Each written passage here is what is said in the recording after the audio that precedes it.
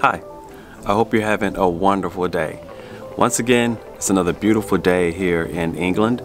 Today, I wanted to sit down and just talk to you for a few minutes about 3 things that I really enjoy and really love and am very grateful for related to the NHS. So 3 things that I really like about the NHS. First, a little bit of background about myself and my family. If you're new here, my name is Mac. My family and I moved to the UK in 2020 for work.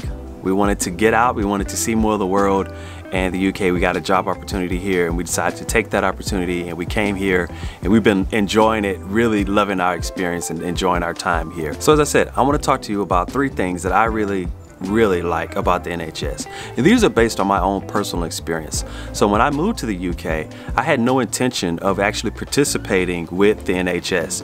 I have health care that I pay for in the United States, and my intention was if I have any health issues beyond emergency or anything like that, that I would just fly back to the US and I would get my health taken care of there. I had dentists and everything set up there. And so I've used the dentist here, not a part of the NHS. I've used private dentists here in the UK. And so I'm not even sure if dentists are a part of the NHS. You guys let me know in the comments down below if there are dentists that are part of the NHS. When I had a toothache, I used a private dentist. And I intended to fly back to the US if I needed to do anything. That's just the system I'm already kind of a part of that system. I'm used to it, I'm familiar with it. So I didn't have any intention of participating in or utilizing the NHS, although I was told that when I gained my UK residency, to go ahead and sign up for the NHS. So let's go ahead and jump into those 3 things that I really enjoy. The first, and the way I'm gonna walk through this is based off my personal experience. I had a really bad day back in April, and I ended up being in critical care for 4 days. That was an experience, to say the least. I've never been sick like that before, never had those type of issues, but that happened. So I'm going to use that experience as my basis for my experience with the NHS. And first thing is, on the day that I was sick, I was quite ill and I was not doing well at all, I dialed 999. And in the US, it's like dialing 911. That means that emergency care is coming.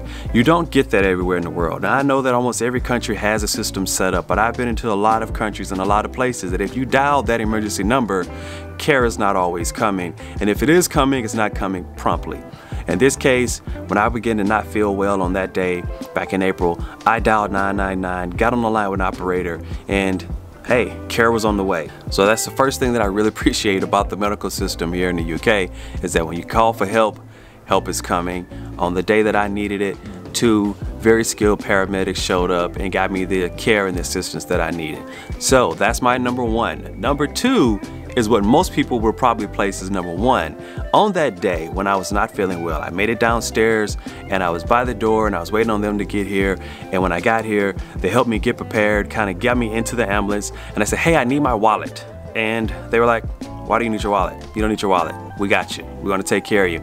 Took me into the hospital. And I did not need my wallet on that day, nor did I need my wallet really at any point during that whole experience, because my name was registered with the NHS. I had a number that was already been assigned to me, and that was what was used to get me my critical care when I needed it. Not so in the United States. The reason I wanted my wallet, the reason I needed my wallet is because, as I'm familiar, when you go to the hospital, and I have been, I have been to the hospital for myself and for others that may be sick, but nothing really serious or super major. But when you're going into the hospital and you're going into the emergency room, don't go without your insurance card. You're gonna need your insurance card, you're gonna need your ID, you're gonna need your address. There's a whole list of things and paperwork that you have to fill out.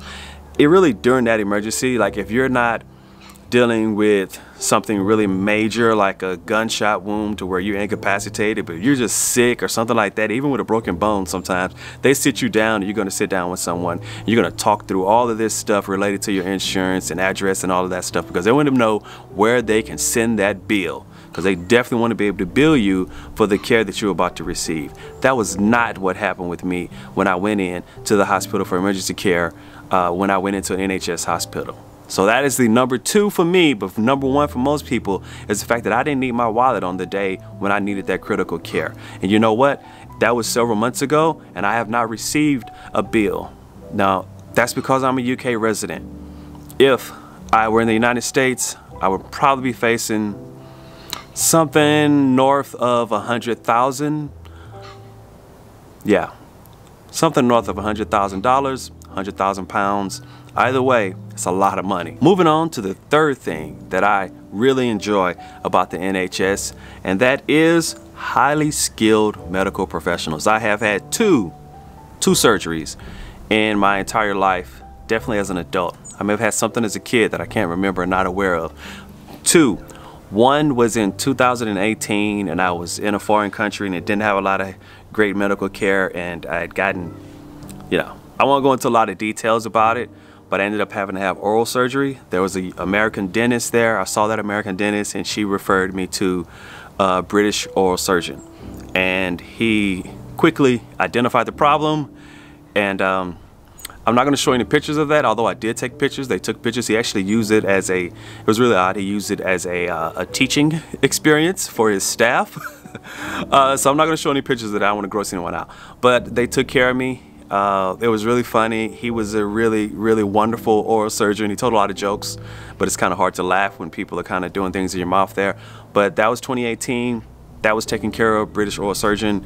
And then the medical care that I received earlier this year, back in April, I'm just very grateful for the trained medical staff, the trained medical professionals. I was in critical care for 4 days, and that was not a wonderful experience as far as feeling well, but it was a wonderful experience as far as the professionalism and the capabilities of the staff, the nurses, the doctors, everyone who was there to support me during that.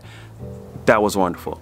I have no complaints about the care that I received, and honestly, I feel as though because of that great care, I can kind of continue forward with my dreams and my ambitions and what I would like to achieve in life. And if you're wondering, what are those dreams and ambitions and what are those things that I would like to continue with in life? Well, first, take care of and provide for my family, my wife Blair, the 4 little squidlets that we have running around. Make sure that we can kind of take care of those, take care of that family, and provide for the family, right? That's the role of a dad. That's what dads do. The next thing, of course, would be to see as much of the world for myself and for my children as we possibly can. One of the main reasons we wanted to leave the US was because we wanted to get out into the world and just go and travel and experience as many cultures and many locations, and take my kids along on those trips to let them see and get those experiences and experience the broader expanse of the overall globe, the world in which we live in, and meet all the different peoples that are there. We can't go everywhere, we know, but the places we can go, we're gonna try to go there. And lastly, to help others. That's right, to help others, because people have helped me. If you think about it, everyone is where they are because people help them get to that point. Your friends in school help you in your classes, your mates who you worked with at your job, and co-workers, they helped teach you the job. People who allowed you to cross the street ahead of them when they were driving their cars. All these tiny little things. People who would call your name out if you dropped something, say, hey, you dropped something.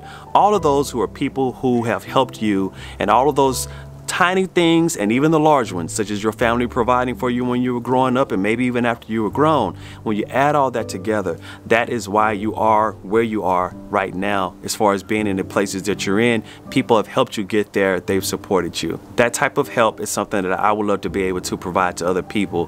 When and where I can, I want to help others. Those are my big 3 things that I live for. I live for my family, I live for travel, and I live to try to help others. And I'm always trying to improve in those 3 areas. And so I completely credit the NHS for providing me the opportunity to be here, to be able to do those things, and even to talk to you right now. That's it, guys. I really like the NHS. It has been very supportive to me and my health and providing health for my family. Not only have I used the NHS, my youngest, Matthew, you guys may have seen him in different videos. He dropped a brick on his foot, broke a toe. To the NHS we went and received the medical care that we needed for him. So we've been using it. We really like it, we appreciate it, and we're grateful for it. So that's it. If you like this content, please like, subscribe, follow along with us on a journey. We love to go out to eat. We love to go and travel to different countries, and we love to experience things here in the UK. Okay, take care. Until next time, take care.